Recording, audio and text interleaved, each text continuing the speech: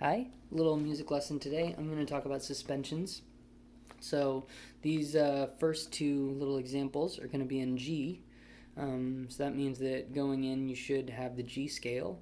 1, 2, 3, 4, 5, 6, 7, 1, 2, 3, 4, 5, 6, 7, 1, 2, 2, 1.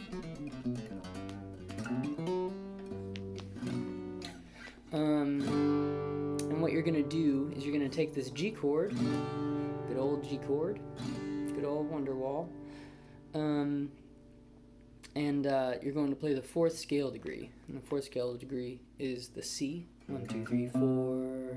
And I like to play it up here. And that's what you would call a G sus, G suspended, G sus 4. You can also suspend the 2, which is going to be here.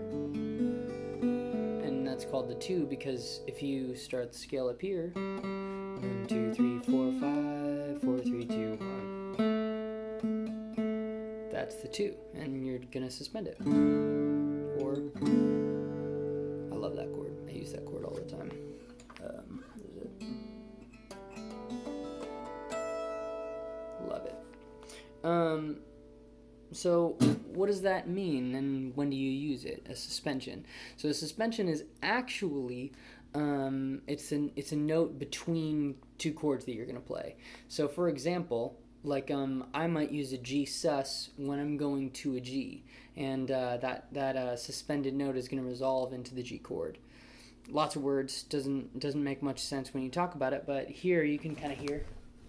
Sorry, my cat's being a pest. So let's say I'm in C. This is a C chord, and I'm just gonna suspend that note as I go to the G, right?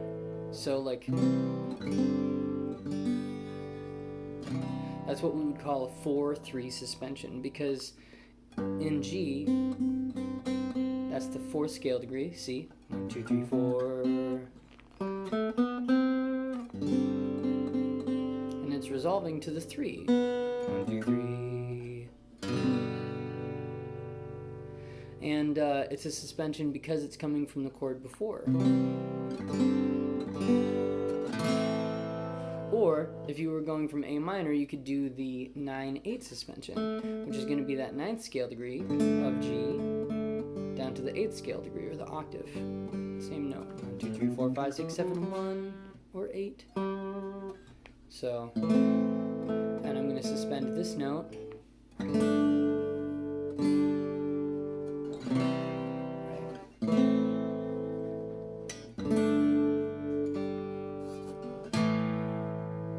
You can also do this with other colored chords, right? So you've got, like, let's say we've got the A minor, and I'm going to play a B flat 6, but that's going to be a sus 9 going to the 8.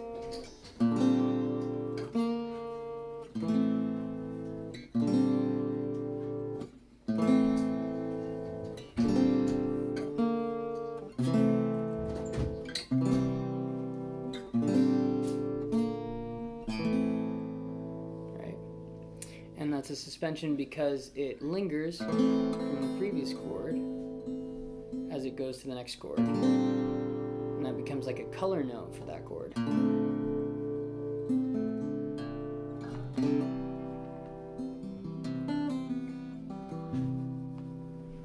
So this is a pretty fun concept, actually. When you're trying to write a song and you're going through the chord progressions that you know, you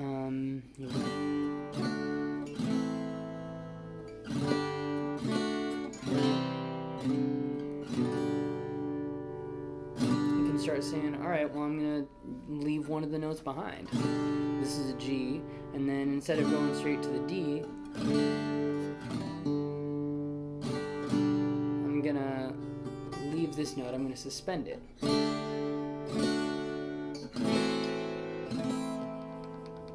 You know.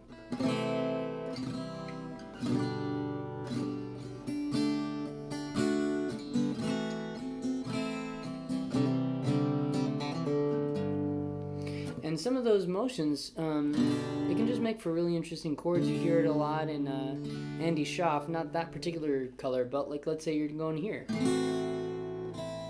That's a great way to add color to simple chords. And it really just comes from, you're in your chord progression and you leave a note behind.